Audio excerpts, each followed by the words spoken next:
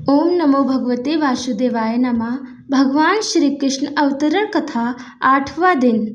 नमस्कार, भक्ति भजन चैनल में आपका स्वागत है। हम अब सुनेंगे आगे की कथा।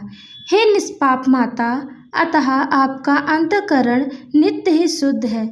उस समय भी मैं आपके समक्ष इसी रूप में आपकी इच्छा पूर्ति के लिए प्रकट हुआ था और आपसे मनवांछित वर मांगने के लिए कहा था।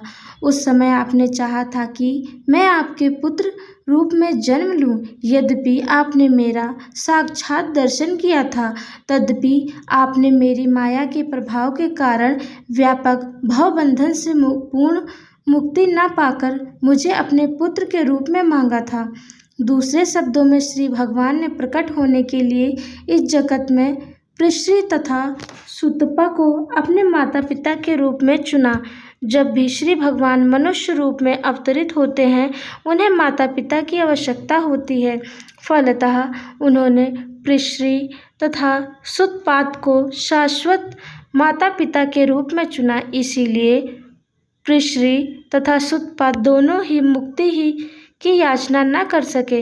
मुक्ति उतनी महत्वपूर्ण नहीं होती जितनी कि श्री भगवान की दिव्य प्रेम भक्ति होती है। श्री भगवान चाहते तो पृश्री तथा सुतपात को तुरंत मुक्ति प्रदान कर सकते थे, किंतु अपने विभिन्न अवतारों के लिए उन्होंने उन्हें इसी भौतिक जगत में बनाए रखना श्रेयस्कर समझा। जैसा कि आगे वर्णन किया जाएगा, श्री भगवान से उनके माता पिता बनने का वर प्राप्त करके पृश्री तथा सुतपात दोनों अपनी तपस्या छोड़कर घर चले आए और पति पत्नी के रूप में रहने लगे, जिससे वे साक्षात परमेश्वर को पुत्र रूप में उत्पन्न कर सकें। कालक्रम से पृश्री गर्भवती हुई और एक शिशु को जन्म दिया। श्री भगवान ने वासुदेव तथा देवकी से कहा, उस समय मेरा नाम पृश्री गर्भ था। अगले कल्प में आपने अदिति तथा कश्यप के रूप में जन्म लिया और तब मैं उपेंद्र नाम से आपका पुत्र बना। उस समय मेरा स्वरूप एक बौने जैसा था, जिससे मैं वामन देव के नाम से विख्यात हुआ। मैंने आपको वर दिया था कि मैं 3 बार आपके पुत्र रूप में जन्म धारण करूंगा। पहली बार मैं पृश्री तथा सुतपात से जन्म लेकर पृश्री गर्भ कहलाया। दूसरी बार मैं अदिति तथा कश्यप से जन्म लेकर उपेंद्र कहलाया और अब तीसरी बार मैं देवकी तथा वासुदेव से कृष्ण नाम से उत्पन्न हुआ हूँ। मैं इस विष्णु रूप में इसीलिए अवतरित हुआ हूँ कि आपको विश्वास दिला सकूँ कि उसी श्री भगवान ने पुनः जन्म धारण किया है। मैं चाहता तो एक सामान्य शिशु के रूप में प्रकट हो सकता था, किंतु तब आपको विश्वास न होता कि आपके गर्भ में सचमुच श्री भगवान ने ही जन्म लिया है। मेरे माता पिता इस तरह अपने कई बार अत्यंत लाड प्यार से अपने पुत्र के रूप में मुझे पाला पोसा है। अतः मैं अत्यधिक प्रसन्न हूँ और आपका अत्यंत कृतज्ञ हूँ। मैं विश्वास दिलाता हूँ कि इस बार आप अपने उद्देश्य को पूरा करके भगवत धाम को वापस जाएंगे। मैं जानता हूँ कि आप मेरे लिए चिंतित हैं और कंस से भयभीत हैं, अतः मेरा आदेश है कि आप तुरंत ही मुझे गोकुल ले चलें और यशोदा की नवजात कन्या जो अभी अभी उत्पन्न हुई है मुझे बदल लें। अपने पिता माता से इस प्रकार कहकर उनकी उपस्थिति में श्री भगवान सामान्य बालक बन गए और मौन हो गए। श्री भगवान का आदेश पाकर वासुदेव अपने पुत्र को प्रसूति गृह से बाहर ले जाने के लिए तैयार हो गए। ठीक उसी समय नंद तथा यशोदा को एक कन्या उत्पन्न हुई थी। वह योग माया थी, अर्थात वह श्री भगवान की अतरंग शक्ति थी। इस योग माया के प्रभाव से कंस के महल के सारे निवासी और विशेष रूप से द्वारपाल गहरी नींद में सो गए और लोहा श्रृंखलाओं से बंद महल के सारे दरवाजे खुल गए। रात अत्यंत अंधेरी थी, किंतु ज्यों ही वासुदेव श्री कृष्ण को अपनी गोद में लेकर बाहर निकले तो उन्हें सब कुछ दिखने लगा, मानो सूर्य का प्रकाश हो। चैतन्य चरितमृत में कहा गया है कि श्री कृष्ण सूर्य प्रकाश के तुल्य हैं और जहाँ भी श्री कृष्ण रहते हैं वहाँ अंधकार रूपी माया नहीं रह सकती। जब श्री कृष्ण को वासुदेव ले जा रहे थे तब रात्रि का अंधकार दूर हो गया, कारागार के सारे द्वार स्वतः खुल गए, साथ ही आकाश में गंभीर गर्जना हुई और भीषण वृष्टि होने लगी। जब वासुदेव इस वर्षा में अपने पुत्र को ले जा रहे थे तो श्री भगवान शेष ने नाग का रूप धारण करके वासुदेव के सिर के ऊपर अपने फन फैला दिए, जिससे वर्षा से उन्हें बाधा न पहुँचे। वासुदेव यमुना के तट पर आए तो देखा कि यमुना के जल में गरजती लहरें उठ रही हैं और सारा पट फैनीला हो उठा है। इतने पर भी यमुना ने वासुदेव को नदी को पार करने के लिए मार्ग दे दिया, ठीक उस प्रकार जिस प्रकार सेतु बंधन के समय हिंद महासागर ने भगवान श्री रामचंद्र को रास्ता दे दिया था। इस प्रकार वासुदेव ने यमुना पार की। उस पार वे नंद महाराज के गोकुल स्थित निवास स्थान में गए, जहां उन्होंने देखा कि सारे ग्वाले गहरी नींद में सोए हुए थे। इस अवसर का लाभ उठाकर वे यशोदा के घर में चुपके से घुस गए और बिना किसी कठिनाई के अपने पुत्र को रखकर बदले में यशोदा की नवजात पुत्री को उठा लाए। इस प्रकार चुपके से घर में घुसकर लड़के को लड़की से बदल लेने के बाद वे पुनः कंस के कारागार में लौट आए तथा पुत्री को देवकी की गोद में रख दिया। उन्होंने पुनः हथकड़ी बेड़ियां पहन ली, जिससे कंस को यह पता न चल पाए कि इतनी सारी घटनाएं घट चुकी हैं। माता यशोदा को ज्ञात था कि उन्होंने एक शिशु को जन्म दिया है, किंतु प्रसव पीड़ा से थक जाने के कारण वे प्रांगण निद्रा में थीं। जब वे जागी तो उन्हें याद न रहा कि उनको पुत्र हुआ है या पुत्री। वासुदेव द्वारा सारी वस्तुएं श्री कृष्ण को गोकुल लिए जाने से पहले की भांति समंजन कर लेने के पश्चात तथा सारे द्वार तथा किवाड़ बंद कर लेने पर पहरेदार जाग गए और उन्हें नवजात शिशु का कंदरा सुनाई पड़ा। कंस शिशु जन्म का समाचार सुनने की प्रतीक्षा कर ही रहा था कि पहरेदारों ने तुरंत आकर जानकारी दी कि शिशु उत्पन्न हुआ है। उस समय वह तेजी से अपनी शैया से उठ बैठा और चिल्लाया, अब मेरे जीवन का क्रूर काल उत्पन्न हो गया है।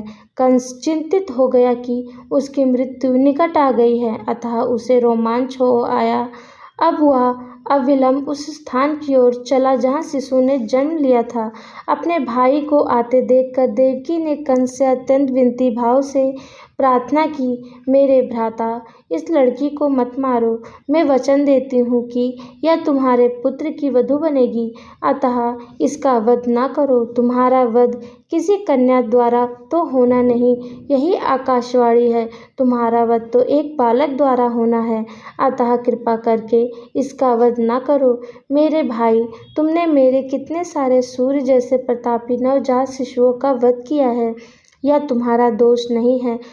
तुम्हारे असुरी मित्रों ने मेरे पुत्रों को मारने की सलाह दी है, किंतु अब मैं प्रार्थना करती हूँ कि इस कन्या को तो न मारो, इसे मेरी पुत्री बनकर जीने दो। किंतु कंस इतना क्रूर था कि उसने अपनी बहन देवकी की एक भी दर्द भरी प्रार्थना न सुनी। उसने अपनी बहन को डांटते हुए नवजात शिशु को बलपूर्वक छीन लिया और उसे निर्दयतापूर्वक पत्थर पर पटकना चाहा। यह एक क्रूर असुर का ऐसा सजीव उदाहरण है जो अपनी व्यक्तिगत तृप्ति के लिए सारे बंधनों की बलि दे सकता है, किंतु वह शिशु तुरंत ही उसके हाथों से फिसल गया और आकाश में जाकर विष्णु की अभुष्ट अनुजा के रूप में प्रकट हुआ। वह सुंदर वस्त्रों, पुष्पमालाओं तथा आभूषणों से सुशोभित थी और अपनी 8 भुजाओं में धनुषमाला, तीर, तलवार, शंख, चक्र, गदा तथा ढाल धारण किए हुए थी। कन्या को प्रकट होते देखकर, जो वास्तव में देवी दुर्गा थी, सिद्ध चरण, गंधर्व, अप्सरा, किन्नर तथा उर्ग लोकों के सारे देवतागण उसे विधि वस्तुएं भेंट करने लगे और अपनी अपनी ओर से प्रार्थना करने लगे। ऊपर से उस देवी ने कंस को संबोधित किया, अरे धूर्त, तू मुझे कैसे मार सकता है? तुझे मारने वाला बालक इन संसार में कहीं पहले ही प्रकट हो चुका है। तू अपनी बहन के प्रति इतना क्रूर मत बन। इतना प्रकट के बाद देवी दुर्गा विश्व के विभिन्न अंगों में विभिन्न नामों से विख्यात हो गई। इन शब्दों को सुनकर कंस अत्यधिक भयभीत हुआ। सहानुभूति के कारण उसने तुरंत वासुदेव तथा देवकी की हथकड़ियाँ तथा बेड़ियाँ कटवा दी और अत्यंत विनम्र होकर उनसे बोला, हे बहन तथा बहनोई, मैंने अपने भांजे आपके शिशु का वध करके असुर की तरह आचरण किया है। मैंने अपनी घनिष्ठ संबंधों की रंच मात्र में परवाह नहीं की। मैं नहीं जानता कि मेरे इन दोषपूर्ण कार्यों का क्या परिणाम होगा। संभवतः मुझे नरक का भोग करना पड़ेगा, जहाँ ब्रह्म हत्या करने वाले भेजे जाते हैं।